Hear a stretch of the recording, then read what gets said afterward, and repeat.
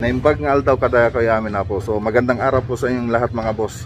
So andito tayo sa Barangay Manacom, Kamiling Tarlac. So i-update lang po natin project natin dito. Bali natapos na nila yung project natin dito mga boss. So bago natin puntan yung loob, so ipapakita ko muna yung dati niyang itsura bago tayo nagtrabaho rito. So i-play po na muna namin yung video. Okay?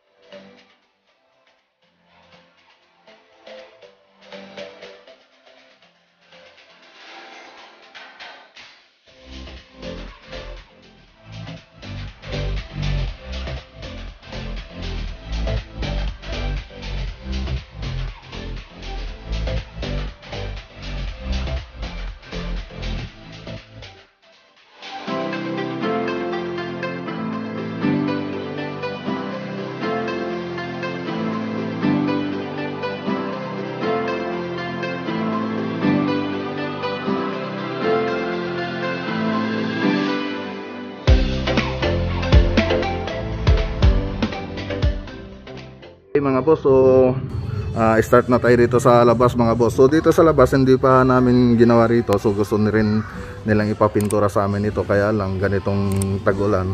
So sabi ko saka na lang namin ito pinturahan pag summer na lang, babalikan na lang namin kasi mahirap kasi magpintura pag ganitong tag-ulan, mahirap magpatuyo, baka mabagbag pa yung ibang pintura natin. So tara, punta natin sa loob mga boss. So itong video na to parang house tour na rin mga boss. So kaya lang dito lang sa loob ang ipapakita natin. So hindi pa natapos lahat kasi mga boss. So dito sa terrace, ito yung ginawa nating kisame. So makikita nyo dun sa dating video na pinakita ko kanina. So ito na siya pag nung natapos na. So nalagyan ko lang ng strip light tapos may kanal. So yan yung ano yan, design na nilagay ko dyan. So simple lang yung ginawa ko dito.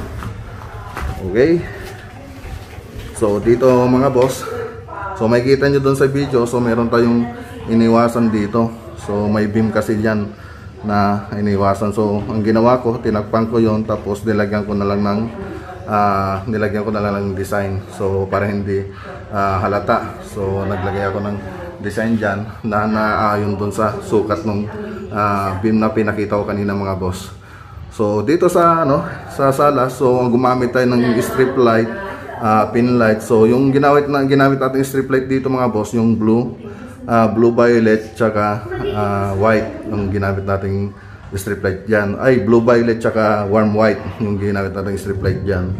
Tapos dito sa mga sa mga pin light, so 6 watts siya.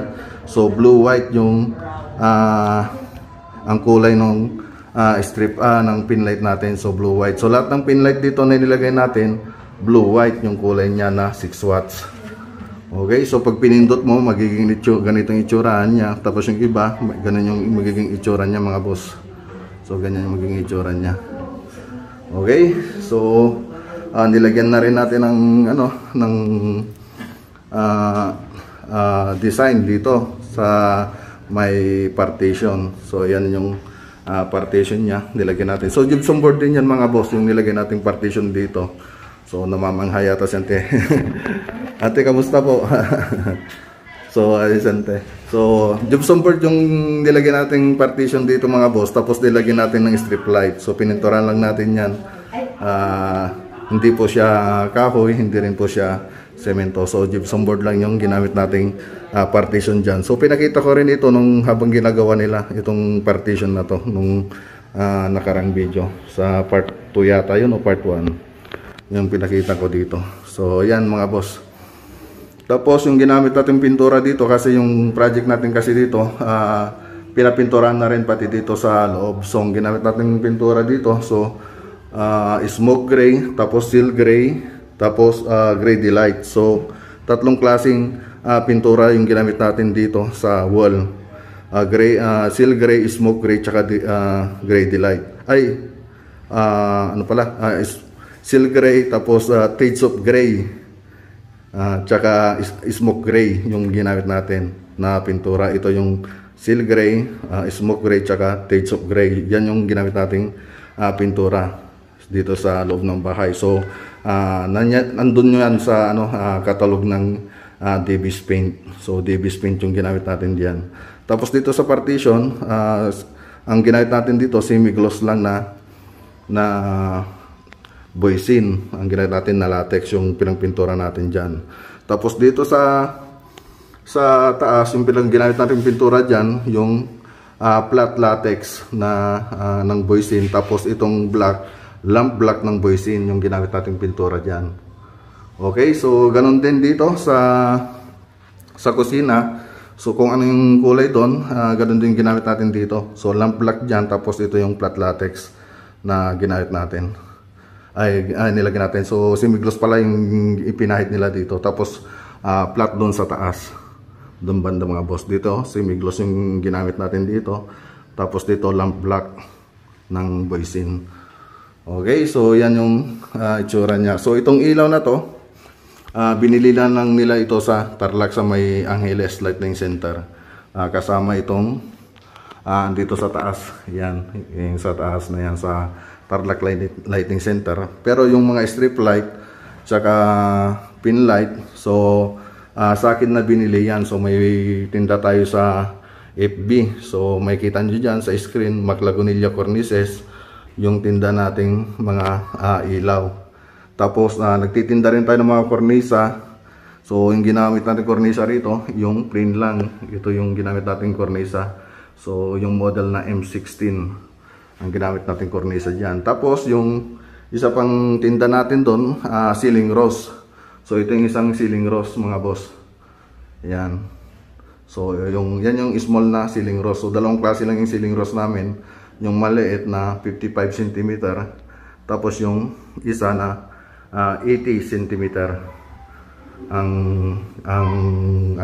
laki. So yan mga boss, yan isang tinda natin. So yung mga kornisa, marami tayong tindang kornisa, may plain, meron ding may design. So diretso na tayo sa kusina mga boss.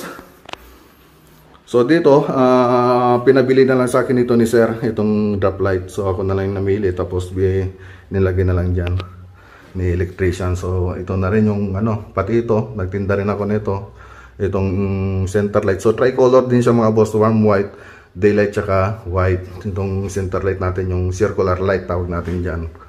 Okay, so ito yung bandang kusina. Okay, so ito naman yung sa may dining, pagpabalik tayo. Okay, ganun din yung mga ilaw niya mga boss, blue white tsaka blue white, itong mga strip light natin dito. Tapos yung pin light natin dyan. Tapos yung strip light, blue violet tsaka warm white. Okay, so punta tayo dito sa room 1. Dito sa room 1, so request ni madam, lagyan daw ng star at tsaka buwan. So yan yung nilagay nating design dito. So yan yung nilagay nila na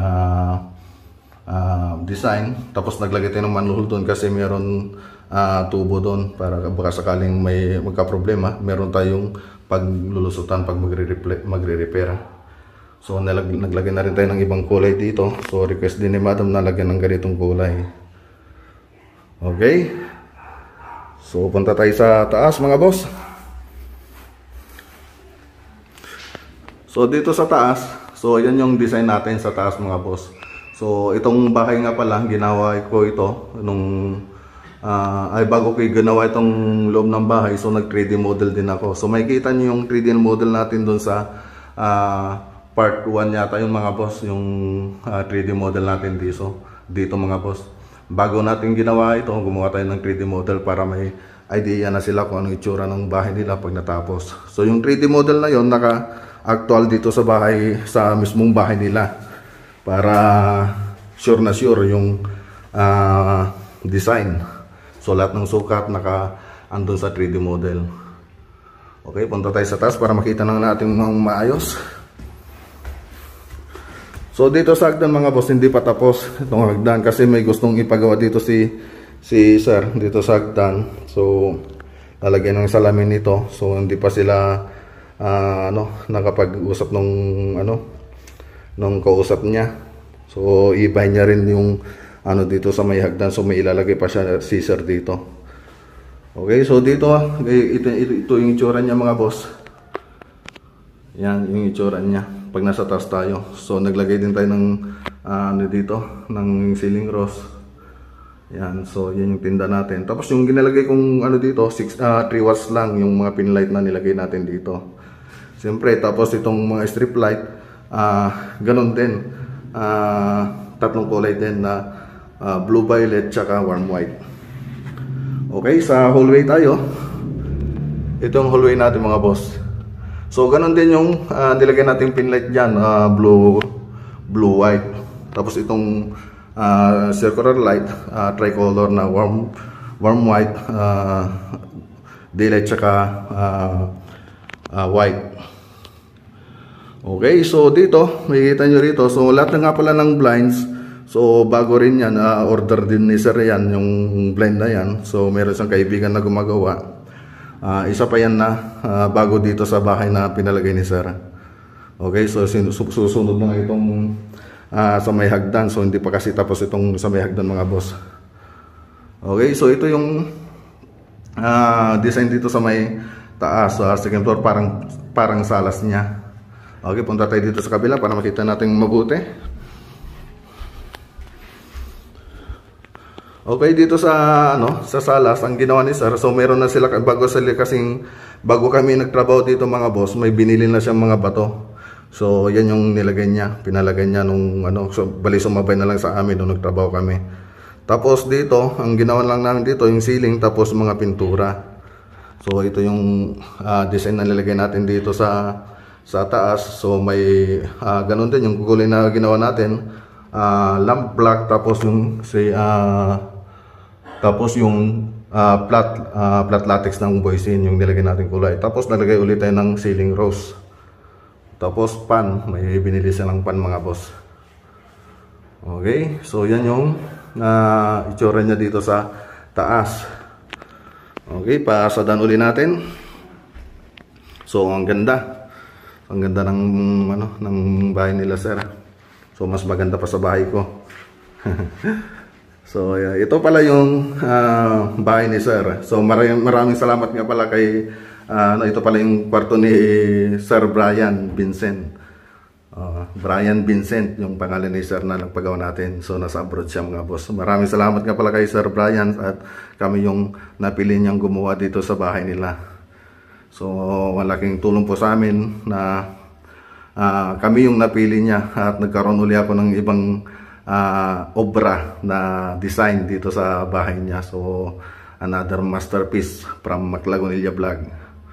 Okay, so ito yung napili niyang design mga boss. So ito, naglagay kami ng, dati kasi itong mga boss, cube light na yung nilagay namin dito na design. So sa pangkwarto, karaniwang ginagawa namin sa kwarto, cube design lang yung ginagawa namin. Tapos pina-additional niya to, so itong nasa gitna.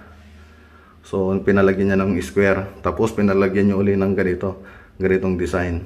Tapos nagpalit-palit tayo ng kulay hanggang sa ito yung nagustuhan niyang kulay. Okay, so okay naman na itong kwarto ni Sir Vincent.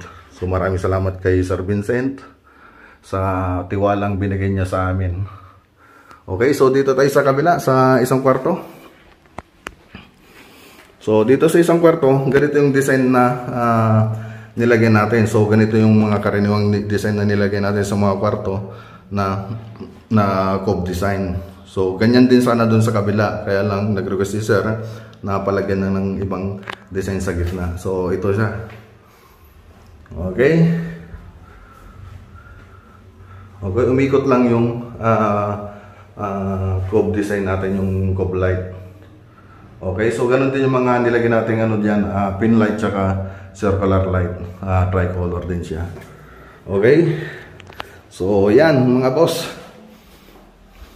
Sana nagustuhan niyo itong bahay na to. Sana nagkaroon kayo ng idea, lalo na sa mga nagpapagawa ng bahay dyan. at sa mga gustong gumawa ng mga project. Okay, mga boss. So, tapos na. So, may shoutout pala tayo mga boss. Mamaya, ibabanggitin na lang ng natin kasama natin. So, bababa lang tayo para makita natin siya. Okay, maraming salamat nga pala kay Sir Vincent, Brian Vincent. Ingat kayo dyan, sir. Pinagkatiwalaan nyo kami dito sa bahay ninyo. Ganon din kay ma'am sa nanay ni Sir Vincent. Maraming salamat po sa kanila. So, meron lang kunting rito. So, ang gagawin dito kasi si electrician, so may kunting diferensya rito. Papapuntahin ko siya rito para ayusin niya. Okay, yun lang ang isang issue rito mga boss. Lahat, pero okay, yung iba okay na. So, tawagan na natin si electrician pag natin dito. Okay, so yan lang mga boss yung may ipapakita natin sa araw na to. Sana nagustuhan niyo itong video na to. Sana nagkaroon kayo ng idea sa mga nagpapagawa ng bahay dyan at gustong gumawa ng mga project. Okay, yung shoutout natin, Jerome.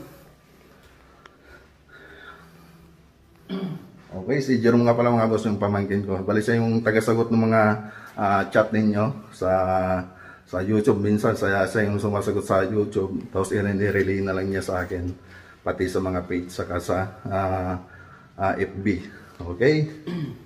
Sino magpapashoutout? Shoutout po kay Zimatar69. Shoutout din po kay Samsudin Milicano from Dammam, Saudi Arabia. Migs Kaakbay. Raul Fernandez from Dagupan City. Evangeline Cardenio from Montalban, Rizal. At shoutout din po kay Angge Trinidad, Lilibet Calvo, watching from Dumalag, Capiz. Mabalita ang magbubukid from Santa Ignacia. Oy, si Sir Roland yun. Hello Sir Roland Lactaw-Taw. At kay Ronnie Gino, watching from Italy. Okay, so yan na ba lahat? Subscriber. Okay, so may bago tayong subscriber mga boss. Si Crisdel Boyles. Okay, so saka shoutout sa bakit ko si Greg Santolin Salazar. Okay, so parati nanonood yun. Okay, well, maraming salamat mga boss. So, okay, so yan po yung mga nagpa-shoutout sa atin sa araw na to mga boss.